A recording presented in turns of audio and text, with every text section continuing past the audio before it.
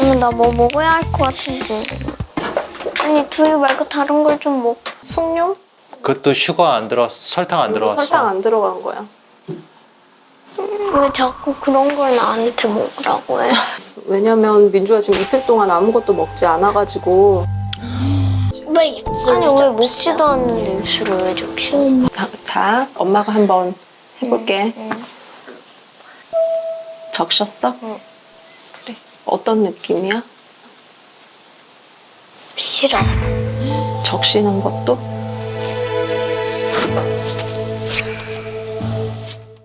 화면에 나오는 아이는 왜 이렇게 밥 먹는 걸 거부할까요? 이 아이는 엄청 애지중지 사랑받다가 남동생이 태어났어요. 그쵸? 그러니까 큰 딸의 남동생. 그러면 즉각 한국 엄마들이 연상되는 마음이 있어요. 자기가 아들의 엄마기도 하지만 누나까지도 거의 엄마 노릇을 시켜. 우리나라 엄마들은. 동생 못 돌봤다고 혼나는 경우도 많고 누나들은. 그러니까 남동생이 태어나자마자 어리기도 하지만 또 아들이기도 하니까 엄마가 엄청 사랑했을 거야. 그러니까 처음에 이 누나는 혼자 있을 때는 엄청 사랑받다 사랑을 다 뺏겼지, 그치? 뺏겼을 때 불평하고 막 이랬을 거야. 그러면 엄마가 얘기하는 핑계가 있었을 거야. 애기잖아. 동생이잖아. 애기잖아. 어리잖아. 이 얘기를 계속 했을 거예요. 그러면서 얘를 참아. 네가 희생해야 돼. 넌 누나니까 하면서 거의 어머니적인 희생을 강요하고, 그러니까 이 아이는 한 번 뺏긴 게 아니라 2번 뺏겼다고 느끼는 거지. 그냥 사랑만 뺏긴 게 아니라 강요당했다고 느껴. 자기가 엄마 노릇하는 거를 강요당한다고 느껴. 엄마한테. 네가 잘 돌봐야지. 이러니까 그냥 하잖아. 아들한테 밑에 동생을 잘 돌보란 얘기랑 여자 딸내미한테 하는 얘기랑 틀려요. 우리나라 엄마들은. 강요해. 엄마 노릇을 강요하면서, 그리고 강요하는 이유는 걔가 어리고 네 동생이다. 아기기 때문에 이걸 강요했어요. 그러니까 그 빼앗긴 아픔을 하나도 이해를 안 해줘. 그랬어야 돼, 엄마가. 나 얘만 좋아하고 엄마는 그러면 엄마가 미안해. 우리 애기잖아, 얘도. 알고 보면, 그치? 근데 너는 누나잖아.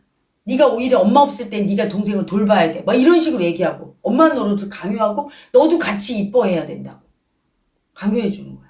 분명히 이 엄마가 그랬어요. 엄마가 그런 얘기를 안 하는데 이런 아이가 문제가 있을 때는 아이를 보고 아이의 행동을 관찰하려고 하면 안 돼. 전부 다 엄마 아빠의 행동을 아이가 보고 그대로 배워서 하거든. 그러니까 절대로 엄마가 안 하는 행동을 하지 않고 엄마한테 받은 스트레스인 거예요, 전부. 그래서 엄마가 그렇게 얘기를 해서 엄마 노릇을 지금 해주고 있는 거야. 어떻게 해주냐면 분노한 아이가 있어. 적개심. 이 여자아이 속에. 눈이 이렇게 하는 거죠. 엄마 봐. 내가 네가 원하는 대로 해주고 있어. 자, 잘 먹이지?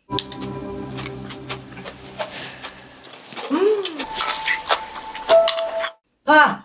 난 어리니까 동생이니까 지금 하고 있어. 잘 보고 있나? 보고 있나? 이러는 거야. 나 미워하지 마. 나 하고 있어 지금. 나 이렇게 살다 죽을 거야. 알았어.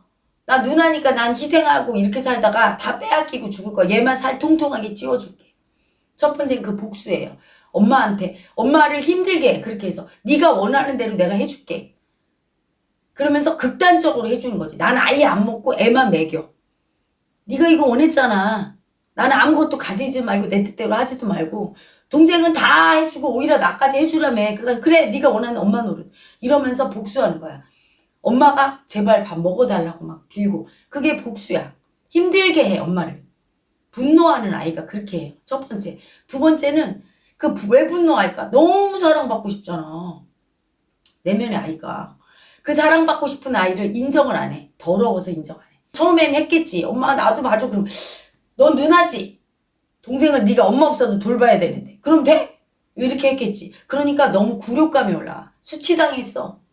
그럴 때마다 무시당했어. 그러니까 사랑받고 싶은 그 여자를 자기 내면에 여자를 다 버려서 걔가 분노하면서 그 짓을 하는데 또 사랑받고 싶은 집착이 어마어마하죠. 인정 안 해주고 다 버려서. 걔가 사랑받고 싶은 집착 때문에 또 그렇게 하는 거야. 왜냐하면 이 아이는 엄마한테 사랑받으려면 아기여야 된다고 생각해. 아기니까 네가 잘 돌봐야 돼. 어리니까 이 얘기를 했지. 근데 아기는 체중이 적다고 생각해.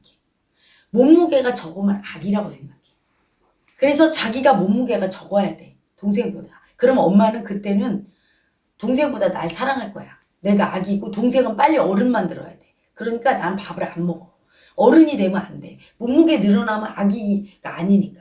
동생은 계속 먹여서 얘가 몸무게가 쑥쑥 자라서 자기보다 몸무게가 더 커지고 자기는 아주 약하고 아기가 돼야 엄마가 아기지? 누나한테 잘해.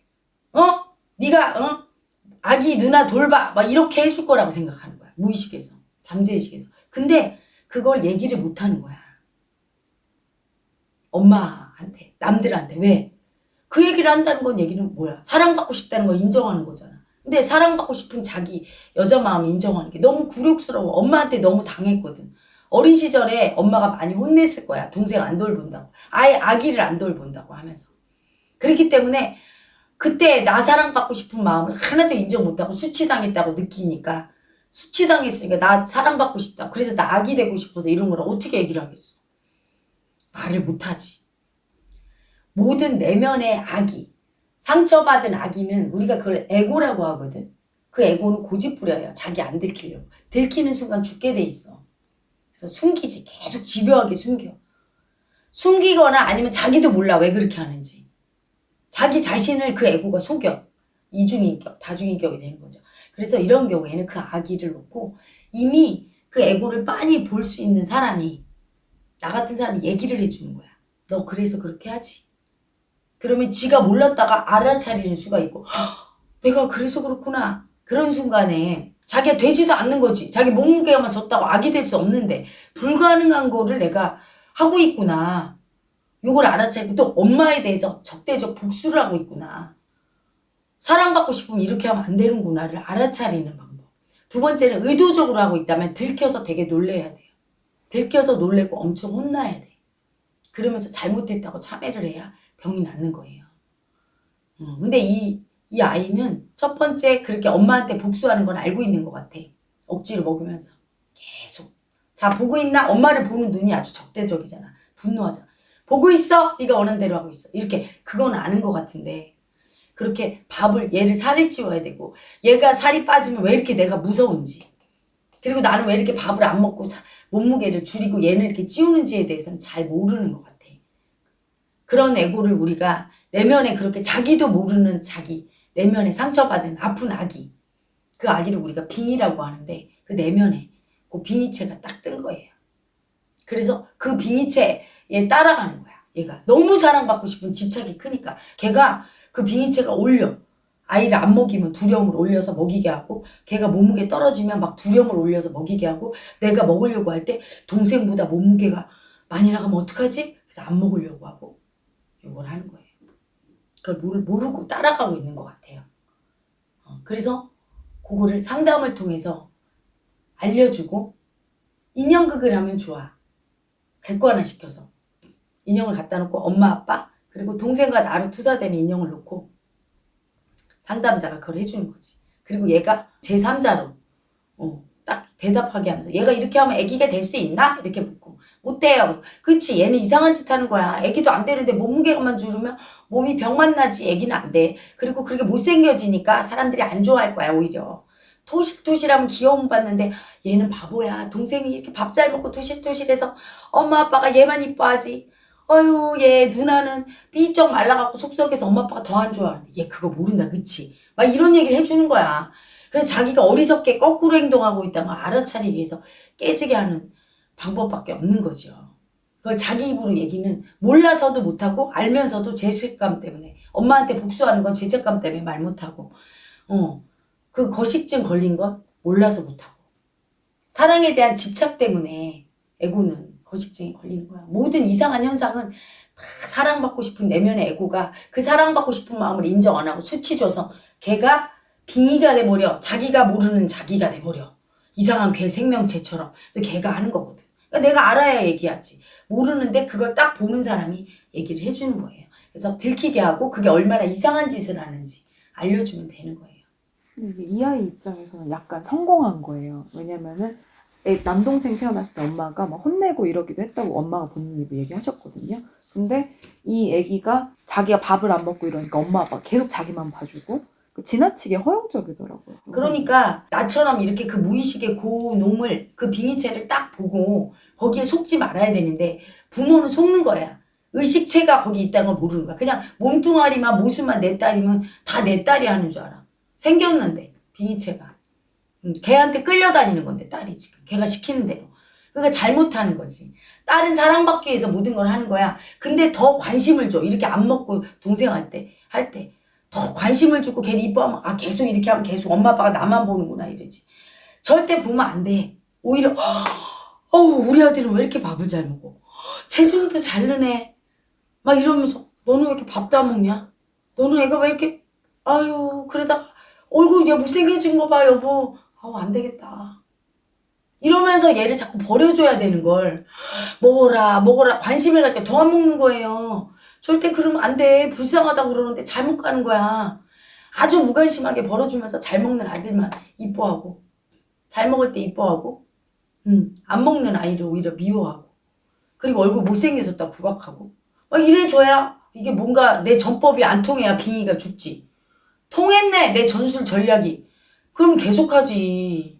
의식을 알아야 되는 거야. 그래서 이건 어떻게 해결이 났어? 폐쇄병동 입원한 거. 포기했어요 생각. 그러니까 그러면 안 되지. 그러면 점점 더 저렇게 폐쇄병동에 집어넣으면 부모는 아파서 걔 생각 안 하고 더 쳐다보면 걔는 점점 더 그러지. 죽을 때까지 그러다 죽는 거야. 그러니까 엄마 아이 옆에 24시간 밀착 케어를 해야 되는 그런 지경까지 간 거예요 지금. 엄마가 그렇게 밀착 케어해주니까 그 빙의체는 얼마나 좋아해. 그 애고는 막 좋아하고 더하지. 사랑받으려고. 그걸 끊어야 되는데 그걸 엄마가 그 심리를 꿰뚫어 보지 못하니까 그런 거죠.